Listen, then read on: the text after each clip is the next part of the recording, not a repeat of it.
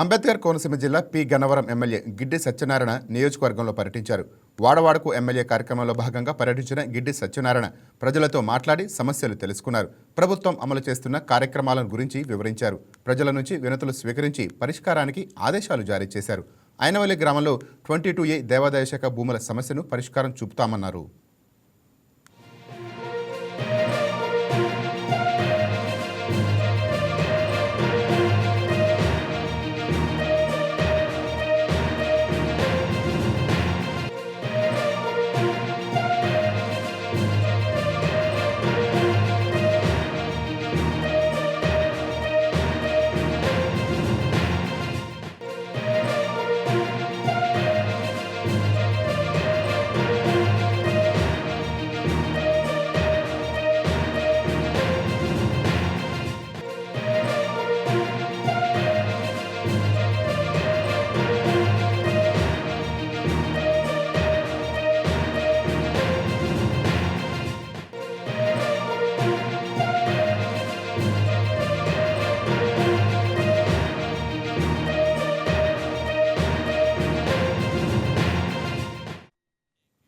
ఈ వీడియో మీకు నచ్చినట్లయితే లైక్ చేయండి, షేర్ చేయండి, మా ఛానల్కి సబ్స్క్రైబ్ చేయండి.